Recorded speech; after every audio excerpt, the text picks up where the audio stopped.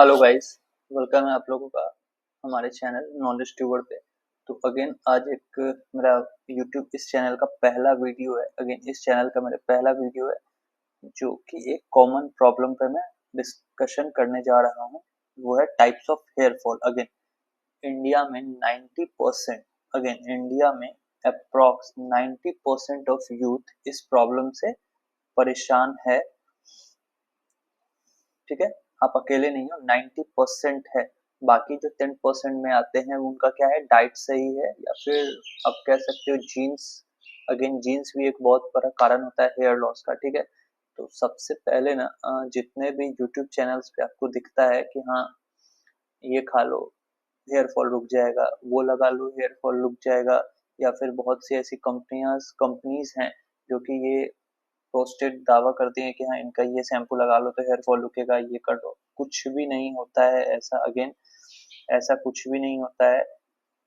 दो ही चीजें हैं हेयर फॉल में या हेयर लॉस जब होता है तो पहली चीज जीन्स।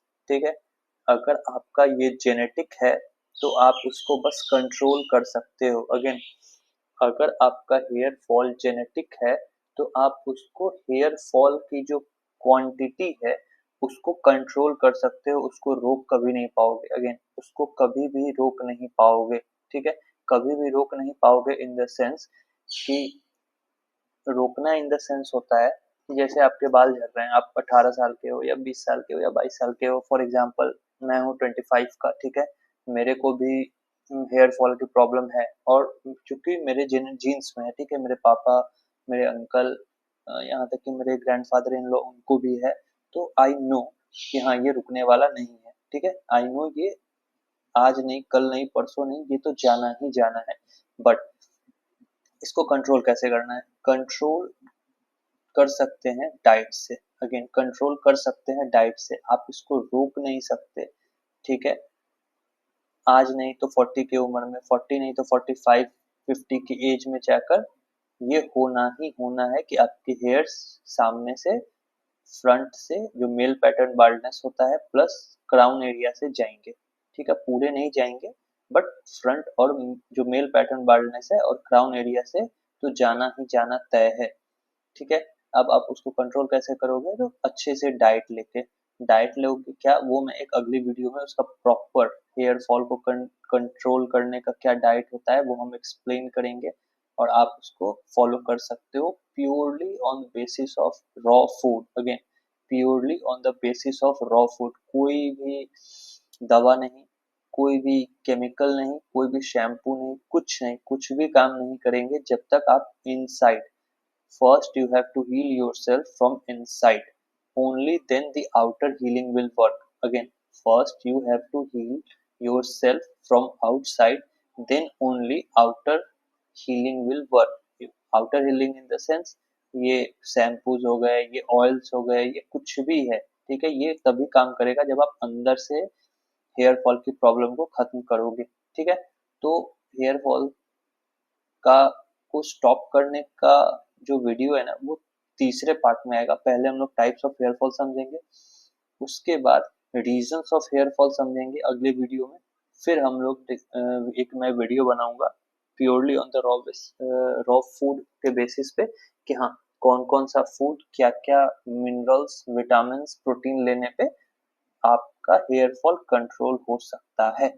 ठीक है, तो पहला जो हम लोगों का वीडियो है आज वो ये है। ठीक है, तो टाइप्स ऑफ हेयर फॉल में ना दो टाइप्स के आते हैं। पहला आता है स्केरिंग एलोपेशिया, दूसरा एक और है नॉन स्केरिंग एलोपेशिया। ठीक है, क्या है स्केरिंग और नॉन स्केरिंग? तो सबसे पहले हम लोग नॉन स्केरिंग एलोपेशिया के बारे में जानेंगे। ठीक है, तो देखिए नॉन स्केरिंग एलोपेशिया में 5 तरह के एलोपेशिया प्रॉब्लम्स आते हैं, 5 टाइप्स ऑफ हेयर फॉल्स। ठीक है, ये 5 टाइप्स क्या है, सारे के कारण अलग अलग है। जैसे एलोपेशिया एरिएटा हो गया, एंड्रोजेनेटिक एलोपेशिया हो गया, टेलोजेन इफ्यूलिवियम हो गया, या फिर एनाजेन इफ्यूलिवियम हो गया, या फिर ट्रैक्शन एलोपेशिया हो गया। ये 5 रीजंस आते हैं। ये पांचों रीजंस, इन पांचों टाइप्स के रीजंस अलग अलग है। अब इन्हें नॉन स्केरिंग एलोपेशिया क्यों बोला गया है? तो स्केरिंग एलोपेशिया जो होता है ना वो फैलने वाला होता है इन द सेंस कि कोई अगर आपको टच करेगा उस जगह पे तो है, या फिर वो स्केरिंग एलोपेशिया क्या है, आपके हेड से स्टार्ट होगा तो आपको वहाँ पे पस जैसा बनेगा, या फिर जैसे अगर आपका हाथ जल गया तो कैसे पूरा फूल जाता है, पस की तरह होता है, वो हो सकता है, या फंगस की तरह आ सकता है पूरा। तो वो क्या है, आपके पूरे बॉडी को इफेक्ट करेगा, वो धीरे धीरे फैलता है, अगर आपने उसका ट्रीटमेंट नहीं कराया तो वो धीरे धीरे फैलना शुरू करेगा। बट नॉन स्केरिंग क्या है, वो बस हेड तक है, आपके बालों को खत्म कर देगा। Again in the sense her type में अलग अलग है, बट क्या है, आपके बाल को कमजोर करेगा, बाल झड़ना शुरू हो जाएंगे, बट उसका इफेक्ट आपको बाकी बॉडी पार्ट्स पे नहीं दिखेगा। अगेन उसका इफेक्ट आपको बाकी बॉडी पार्ट्स पे या फिर इन्फेक्शन की तरह या फंगस की तरह नहीं दिखेगा, ठीक है। इसीलिए इसका नाम नॉन स्केरिंग एलोपेशिया है, ठीक है। अब नॉन स्केरिंग एलोपेशिया में ना पहला क्या आता है, और ये देखो, स्केरिंग एलोपेशिया में प्राइमरी स्केरिंग एलोपेशिया, सेकेंडरी, इसको हम लोग आगे जानेंगे, ठीक है। तो नॉन स्केरिंग एलोपेशिया में पहला क्या है, एलोपेशिया एरिएटा। इसका क्या है, characterized by patchy hair loss potentially leading to alopecia totalis. मतलब क्या, टोटल स्कैल्प हेयर लॉस, ठीक है। स्कैल्प किसको बोलते हैं, जो हम लोगों का पूरा हेड का पार्ट होता है वो। और एलोपेशिया यूनिवर्सलिस मतलब क्या, टोटल बॉडी हेयर लॉस, ठीक है। एलोपेशिया एरिएटा में क्या होता है, पैची हेयर लॉस। मतलब क्या हुआ, पैची हेयर लॉस का मतलब हुआ कि आपने कितने लोगों को देखा होगा, कहीं कहीं बाल झड़ते हैं उनके, ठीक है, कान के ऊपर से नहीं है, फिर पीछे कहीं पे नहीं है, बाकी पूरे एरियाज पे हैं, बट कहीं कहीं स्मॉल स्मॉल स्पॉट्स में बाल नहीं है, उनके हेयर नहीं है, तो उसी वो एलोपेशिया एरिएटा के सिम्टम्स हैं, ठीक है। और एक होता है एलोपेशिया यूनिवर्सलिस, मतलब का total body hair loss, in the sense कि सर से लेके पैर तक के आपको हेयर लॉस हो जाएगा। It's an auto immune body condition where body immune system attacks hair follicle. मतलब क्या है, ये एक ऑटो इम्यून बॉडी कंडीशन है। मतलब क्या है, इन ये जो प्रॉब्लम जनरेट हो रही है, ये आपके बॉडी में से ही वो इम्यूनाइजेशन हो रहा है और वो हेयर फॉलिकल्स पे अटैक कर रहा है। तो क्या आप इसको रोक पाओगे, द आंसर इज नो, ठीक है। आप खुद से कुछ नहीं कर पाओगे, इसके लिए आपको, इस प्रॉब्लम के लिए आपको जाना होगा किसी भी अच्छे डर्मेटोलॉजिस्ट के पास, ठीक है। किसके पास जाना होगा, किसी भी अच्छे डर्मेटोलॉजिस्ट के पास आपको जाना होगा। अब उसका आप ये एग्जाम्पल देखो, ठीक है, ये एलोपेशिया एरिएटा का एग्जाम्पल है, देखो ये फुल ग्रोन हेयर। अब देखो ये एग्जाम्पल्स में आपको दिखेगा कैसे कैसे मेल पैटर्न बाल्डनेस ये होता है, फीमेल्स में भी देखो। और लास्ट में जाके ये क्राउन एरिया, मैंने बात किया ना, क्राउन एरिया पे टोटल टोटल खत्म हो जाएगा, ठीक है। फीमेल्स में क्या है, जहां से भी वो लोग हेयर्स को सेपरेट करती हैं उस जगह पे ये ज्यादा असर करेगा, ठीक है, ज्यादा असर करेगा। ये देखो सारी जगह बाल है, बट बीच में एकदम क्राउन एरिया का हेयर ग्रोन है, ये देखिए। यही मैंने आपको बोला ना कि पैची हेयर लॉस होगा, कहीं पे बाल रहेगा कहीं पे नहीं रहेगा, ठीक है। ये देखिए कहीं पे बाल है कहीं पे हेयर्स नहीं है। अगेन पिक्चर्स उतने एचडी में नहीं मिल पाए, but knowledge is always supreme regardless the picture, ठीक है। ये देखिए यहाँ पे ये कुछ सेव्ड हेयर नहीं है, ये इनके इस जगह पे बाल है, बाकी जगह पे बाल नहीं है। अगेन ये एलोपेशिया है, ठीक है। ये कौन सा एलोपेशिया है, एलोपेशिया एरिएटा, ठीक है। ये उसके सिम्टम्स और एग्जाम्पल्स है, ठीक है। दूसरा आता है एंड्रोजेनेटिक एलोपेशिया, ये भी नॉन स्केरिंग में है, कॉमनली नोन एज मेल या फिर female pattern baldness in men. It often involves a receding hair line and thinning at the crown. मतलब क्या है, एंड्रोजेनेटिक एलोपेशिया जो है वो क्या होता है, हेयर लाइन रिसीडिंग, मतलब जो 90% ऑफ द मेल्स या फीमेल्स की प्रॉब्लम है, जो कि मेरे को भी है, सामने से एम पैटर्न बन जाता है। क्या हो जाता है, आपके हेड पे सामने से एम पैटर्न बन जाता है क्राउन एरिया पे। क्राउन एरिया मतलब क्या हुआ, एकदम आईज के ऊपर से जो पार्ट शुरू होता है उसको हम लोग क्राउन एरिया बोलते हैं। तो वहां पे क्या होता है, आपके बाल जाना शुरू हो जाते हैं। और वुमेन्स क्या होता है, वुमेन्स में एक्सपीरियंस करती हैं diffuse thinning across the scalp. मतलब आपने कितनी वुमेन्स को देखा होगा, सामने से बाल उनके एकदम पतले हो जाते हैं, उनका स्किन दिखने लगता है, ठीक है। वो भी एंड्रोजेनेटिक एलोपेशिया के शिकार होती हैं। अब हम लोग उसका एक एग्जाम्पल देखते हैं, ये देखिए ये एग्जाम्पल है, धीरे धीरे हेयर लॉस, यही प्रॉब्लम अभी 90% ऑफ मेल्स को है, ठीक है। एम पैटर्न होगा और थिकनेस ऑफ हेयर हो जाता है। और वुमेन्स में भी आप देखो स्कैल्प, अंदर का स्कैल्प का स्किन पूरा विजिबल हो जाता है, हेयर्स हैं बट स्किन भी विजिबल है। मतलब क्या है, हेयर्स बहुत ही कम क्वांटिटी में है, अगेन हेयर्स बहुत ही ज्यादा कम क्वांटिटी में है, ठीक है। ये ये सबसे ज्यादा मेल पैटर्न बार्डनेस का सबसे 90% ऑफ द कॉमन एग्जाम्पल यही है। ठीक है, ये हम लोगों का है एलोपेशिया का सेकंड पार्ट। ठीक है, ये देखिए यहाँ पे मार्क किया हुआ ये है इनका स्कैल्प, स्कैल्प के अंदर देखिए हेयर्स कितने कम हो गए। ठीक है, ये है। तीसरा है एनाजेन इफ्लूवियम। ठीक है, hair loss that occurs during the growth phase of the hair cycle. ठीक है, क्या होता है, hair loss that occurs at the growth phase of the hair cycle, often associated with chemotherapy और radiation। ठीक है, इसका मतलब क्या हुआ, ये हेयर लॉस एनाजन इफ्यूलिवियम जो होता है, एनाजन इफ्यूलिवियम, इसका क्या है, ग्रोथ फेज, हेयर का एक ग्रोथ फेज होता है। ग्रोथ फेज क्या होता है वो मैं आपको बताता हूँ। ग्रोथ फेज में ऐसा है कि नेचुरल प्रोसेस है जिसमें आप हेल्दी है या अनहेल्दी है, आपका स्कैल्प हेल्दी है या अनहेल्दी है, उससे कोई भी बायसनेस नहीं है। ये एक नॉर्मल फेज है। ठीक है, आपको ऐसा लगेगा, बहुत एग्जांपल्स हैं, वो आपको चेक करना पड़ेगा अपने डर्मेटोलॉजिस्ट के थ्रू। बट ये एनाजन में क्या होता है कि आपके बाल झड़ेंगे। ठीक है, केमियोथेरेपी की वजह से या फिर रेडिएशन की वजह से। ठीक है, क्या होगा, केमियोथेरेपी, जैसे कितने को कैंसर होता है उनका केमियोथेरेपी होता है, या फिर आप किसी रेडिएशन, किसी भी रेडिएशन वाले, जैसे न्यूक्लियर प्लांट कहीं पे होता है किसी किसी स्टेट में, वहां पे अगर आप लोग रह रहे हैं तो वहां पे क्या होता है, रेडिएशन का असर होता है, उस वजह से ठीक है ये हेयर झड़ना शुरू हो जाते हैं। जिनको भी कैंसर होता है आपको पता है, अगर वो बाल को शेव नहीं कराएंगे तो धीरे धीरे उनका बाल खुद भी हट जाएगा, खुद ही उनके हेयर्स थिनिंग होके हेयर्स जाने लगेंगे। वो क्या होता है, केमियोथेरेपी होता है उनका, इसके वजह से होता है या फिर रेडिएशन की वजह से होता है। अब उसका आप एग्जांपल देखो, हेल्दी एनाजन हेयर देखो, ये है, जैसे ही टॉक्सिक और इंफ्लेमेटरी इंसल्ट हुआ ये पीक से ऊपर, मतलब स्कैल्प के ऊपर, आप जब हाथ डालोगे तो आपको क्या मिलेगा, अंदर स्कैल्प, स्कैल्प के ऊपर जो भी हेयर प्रेजेंट है वहीं से ब्रेक ऑफ हो जाएगा। ठीक है, वहां से वो ब्रेक ऑफ हो जाएगा। ये ब्रेक ऑफ क्यों हुआ, अंदर में आपका हेयर है, भले ही वो कमजोर है, अगेन वीक है, यहाँ पे देखो ये फुल स्ट्रेंथ हेयर है, बट ये क्या है, भले ही ये वीक है but hair is present, broken hair stand is present. But क्या हुआ, ऊपर में जहां पे सबसे ज्यादा रेडिएशन का इफेक्ट हुआ, जहां पर सबसे ज्यादा रेडिएशन का इफेक्ट हुआ, या फिर आप रेडिएशन के कांटेक्ट में जो भी पार्ट आया वो वहां से वीक हुआ और ब्रेक ऑफ हो गया। ठीक है, वो वहां से क्या हुआ, वीक हुआ और ब्रेक ऑफ हो गया। ये देखो, ये सब उसके एग्जांपल्स हैं, आप खींचोगे तो वो टूट के निकल जाएगा। तीसरा है टेलोजेन इफ्लूवियम। इफ्लूवियम, ठीक है, it temporary hair loss condition triggered by stress, illness, hormonal changes where more than usual enter the resting phase and shed. ठीक है, अब क्या होता है, ये जो टेलोजन इफ्लूवियम है ये क्या है, टेलोजन इफ्लूवियम जो है एक नॉर्मल सा हेयर लॉस कंडीशन है जो कि ट्रिगर होता है किससे, स्ट्रेस या फिर इलनेस या फिर हार्मोनल चेंजेस से। अगेन ये एक टेलोजन इफ्लूवियम ही है जिससे मैं मानता हूं कि मैं इसी से परेशान हूं या फिर आप भी इसी से परेशान हो सकते हो।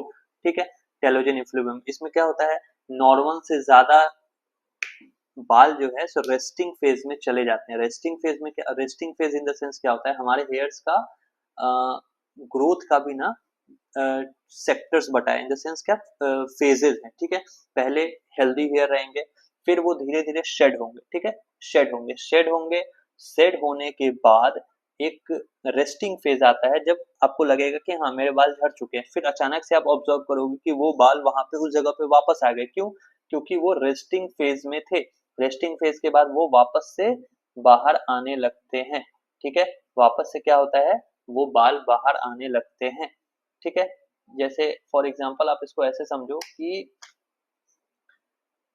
हर हेयर का एक लाइफ है, every hair has its own life. ठीक है, फॉर एग्जांपल आप, ये कोई साइंटिफिकली प्रूवन थिंग नहीं है कि हाँ एक एक strand, one strand of hair का लाइफ क्या है, एक दिन है, 2 दिन है, या 10 दिन है, या 12 दिन है, उसका कोई भी साइंटिफिक इवेल्युएशन नहीं है। बट हाँ इसका इवेल्युएशन है कि उसका एक लाइफ है, उस लाइफ के बाद वो टूट के निकलेगा, वापस से स्ट्रैंड में दूसरा हेयर, वापस से क्या होगा, दूसरा हेयर आ जाएगा। ठीक है, तो ये होता है। तो इसमें क्या होता है कि अगर आप बीमार हैं, इलनेस है या फिर आपका हार्मोनल चेंजेस हो रहा है, तो वहां पे क्या होगा, नॉर्मल से ज्यादा बाल आपके झड़ेंगे। ठीक है, नॉर्मल से ज्यादा बाल आपके झड़ेंगे। फॉर एग्जाम्पल, आप जब प्यूबर्टी में जाओगे ना, प्यूबर्टी में या फिर hormonal changes in the sense 18th के बाद आना शुरू हो जाता है, तो वहां पे क्या होगा कि अचानक से आपको लगेगा कि मेरे बाल झड़ रहे हैं। क्या होगा, अचानक से आपको लगेगा कि मेरे बाल झड़ रहे हैं। ठीक है, झड़ने के बाद क्या होगा, 6 महीने 7 महीने 5 महीने बाद क्या होगा, वो बाल वापस से आ जाएंगे। ठीक है, आप परेशान हो कि अरे यार ये तो हेयर लॉस का मेरे हो गया, इतनी जल्दी एज में हो गया, बट वो बाल वापस आ जाएंगे। वो क्या है, टेलोजन इफ्यूलिवियम में आता है वो फेज। ठीक है, अब देखो, some hair loss is normal, but if it is more than 300 per day, you may suffer from a common form of hair loss, ठीक है, called telogen effluvium। ठीक है, ये होता है। अब इसका देखते हैं, how long does it take for hair to regrow after telogen effluvium. मतलब अगर आपका स्ट्रेस है, इलनेस है, या हार्मोनल चेंजेस की वजह से आपके बाल झड़ रहे हैं, तो फिर कितने देर कितनी देर लगती है, कितने दिन, कितने मंथ्स लगते हैं उसको रिकवर होने में। ठीक है, तो उसका हम लोग देखते हैं।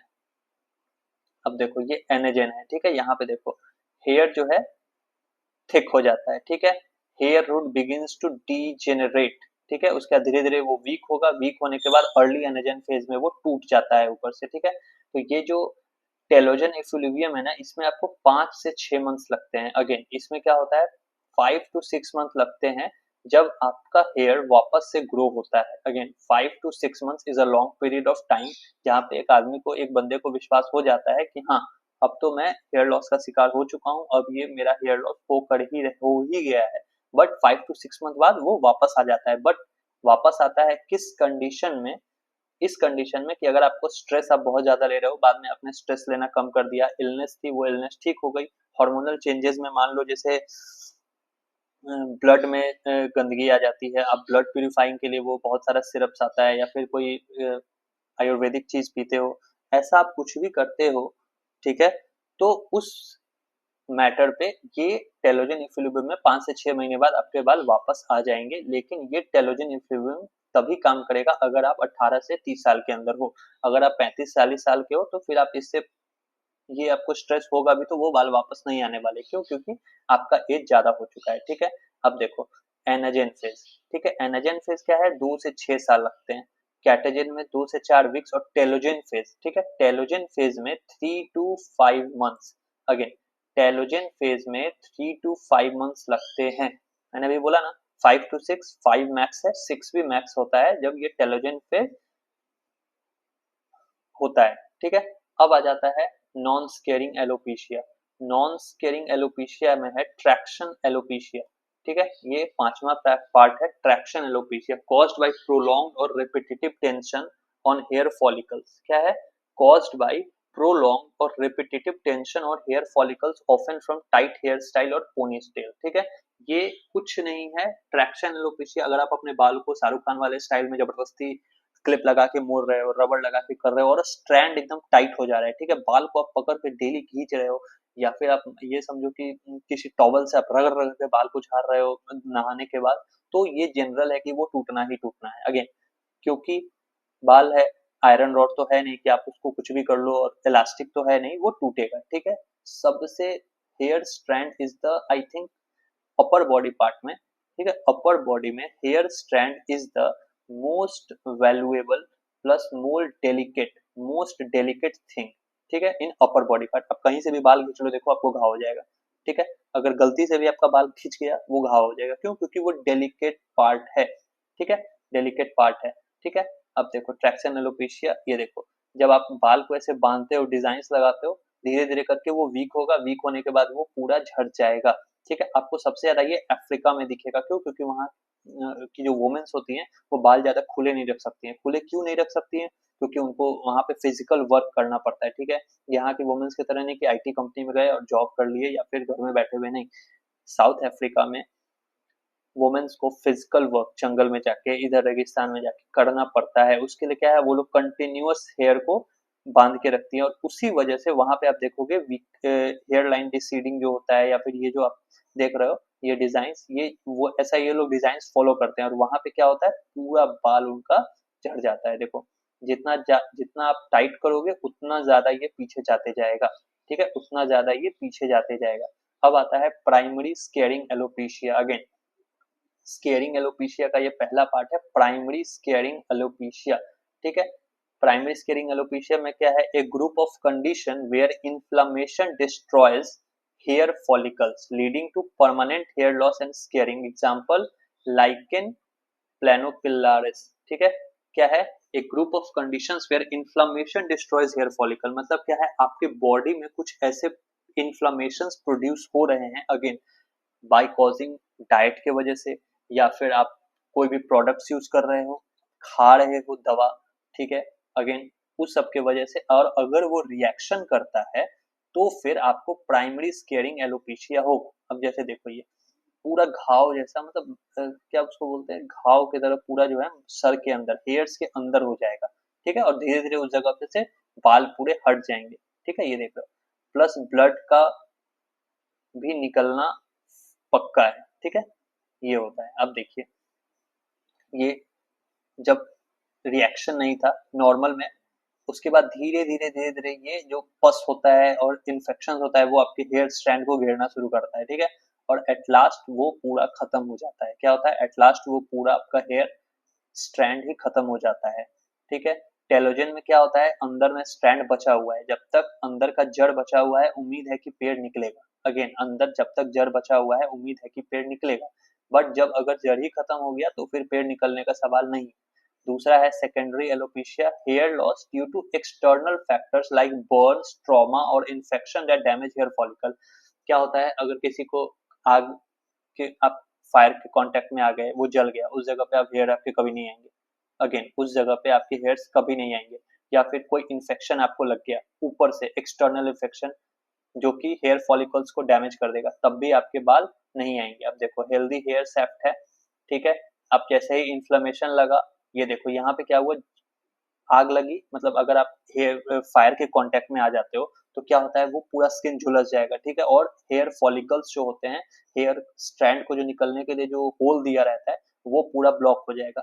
ऊपर से अगर ब्लॉक हो गया तो अंदर के पार्ट को आप न्यूट्रिशन दे रहे हो, अगेन आप खाओगे, न्यूट्रिशन नीचे से आता है, ठीक है, स्ट्रैंड के नीचे से, हेड के स्कैल्प में नीचे से आता है, बट अगर उसको ऊपर ग्रो करने का जगह ही नहीं है तो कोई फायदा नहीं है। जस्ट लाइक आपने एक बीज डाला, ठीक है, उसको आप डेली पानी तो दे रहे हो, पर जहां से उस बीज को निकलना है वहां पे आपने एक ईटा रख दिया, बड़ा सा पत्थर रख दिया, अब वो स्ट्रैंड बाहर नहीं आ पाएगा, तो वो पेड़ कभी भी बड़ा नहीं हो पाएगा, ठीक है। सेम एग्जाम्पल ये है, ठीक है, देखो ये था, यहाँ पे स्ट्रैंड लग गया बर्न्स के वजह से या इन्फ्लेमेशन इन्फेक्शन के वजह से, बस वो पूरा area, again full on area he blocked हो जाएगा और आपका हेयर टूट जाएगा, अंदर से वो डेवलप ही नहीं कर पाएगा, ठीक है। तो ये हम लोगों का दूसरा सेकेंडरी एलोपेशिया का था, ठीक है। तो अगर आप इन सब में से किसी से भी, अगर आप टेलोजन इफ्लूवियम में हो तो फिर चलेगा, ठीक है, उसका आप खुद से कर सकते हो। अगेन टेलोजन का क्या है, 5-6 महीने में हेयर्स वापस आ जाते हैं, तो इसको आप खुद से कर सकते हो। और ये एक ट्रैक्शन एलोपेशिया, ठीक है, आप बालों को ज्यादा जेल्स मत लगाओ, बांधो मत, ऐसा मतलब नॉर्मल छोड़ो, ठीक है, अगेन उसको ऐसे ट्रीट करो ना जैसे it is the most delicate part of our upper body, again upper body का मोस्ट डेलिकेट पार्ट है, ठीक है, आप उसको ऐसे ट्रीट ट्रीट करोगे तो काम हो जाएगा। जैसे यहाँ लिखा हुआ है TA, traction alopecia is reversible, मतलब आप अगर अपना हेयर स्टाइल चेंज करते हो, हेयर्स को नॉर्मल छोड़ते हो, टाइट नहीं करते हो, तो ये एकदम नॉर्मल है, आपके हेयर्स नहीं झड़ेंगे, ठीक है। तो ये हम लोगों का एक मैंने प्रेजेंटेशन बनाया था, अगेन ठीक है। इसके बाद मैं रीजंस भी डिस्कस करने वाला हूँ अगले वीडियो में कि क्यों हेयर फॉल का क्या रीजंस होता है, ठीक है। अगेन अगर आपको इन सब में से पहला एंड्रोजेनेटिक एलोपेशिया, अगेन हम लोग ऊपर चलेंगे, हाँ, अगर आपको एलोपेशिया एरिएटा एंड्रोजेनेटिक है, एनाजेन है, ट्रैक्शन तो चलो ट्रैक्शन और टेलोजन मैनेज है, बट ये तीनों में से कोई है तो आप डेफिनेटली जाकर एक अच्छे डर्मेटोलॉजिस्ट से मिलो। अगेन उसके बाद अगर आप स्केरिंग एलोपेशिया में हो तो यहाँ पे भी आपको जरूरत है जाकर एक अच्छे डर्मेटोलॉजिस्ट से मिलने की, ठीक है। प्रॉपर मेडिकेशन से ये मैनेज्ड हो सकता है। अगेन जो बाल आपके जा चुके हैं वो वापस नहीं आएंगे। आपको बाल वापस का एक ही तरीका होता है, जो कि है हेयर ट्रांसप्लांट, ठीक है। बाकी किसी भी केस में बाल वापस नहीं आते हैं, ठीक है, except telogen and traction alopecia, ठीक है। Telogen effluvium and traction alopecia उम्मीद है, बाकी किसी में नहीं है, ठीक है। बट वो जो इन्फेक्शन है उसको आप फैलने से रोक सकते हो। अगेन, वो जो इन्फेक्शन है उसको आप फैलने से रोक सकते हो, ठीक है। तो ये एक वीडियो था जो मैंने आपके लिए बनाया, ठीक है। और आगे भी इसकी सीरीज को मैं कंटिन्यू करूंगा, ठीक है। 4-5 सीरीज के वीडियो, इस सीरीज में 4-5 वीडियो रहेंगे, ठीक है, जो काफी नॉलेजेबल रहेंगे, ठीक है। तो अगर आपको वीडियो पसंद आया हो तो चैनल को सब्सक्राइब कीजिए, ठीक है, वीडियो को लाइक कर दो आप, ठीक है, और शेयर कर दो जो भी इस प्रॉब्लम से परेशान है, ताकि उसको ये पता चले कि हाँ मेरे को करना क्या है। अगेन, बहुत लोग डॉक्टर्स के पास नहीं जाते हैं, खुद से ही इलाज करते हैं यूट्यूब वीडियो देख के, नहीं होगा, ठीक है, नहीं होगा, ठीक है। आपको एक अच्छे डर्मेटोलॉजिस्ट से मिलना ही पड़ेगा, ठीक है। और ये दूसरी बात भाई, मैं ना प्रेजेंटेशन में ज्यादा बिलीव रखता हूँ इन क्रॉस, कि हाँ एक अच्छा सा, क्या बोलते हैं उसको, ग्राफिक्स वाला वीडियो बनाया जिसमें बाल उड़ रहा है, तो मैं उसमें ज्यादा बिलीव नहीं करता। Presentation is the best way to show something, ठीक है। इसीलिए आप देखोगे ना कहीं भी बड़े बड़े कंपनीज में प्रेजेंटेशन यूज होता है, ना कि वीडियोस, ठीक है। तो ये रहता है। तो आप इसको, नॉलेजेबल वीडियो आपको लगा तो प्लीज चैनल को सब्सक्राइब कीजिएगा, वीडियो को लाइक कीजिए और शेयर कर दीजिए, ठीक है। चलिए मिलते हैं अगले वीडियो में, बाय।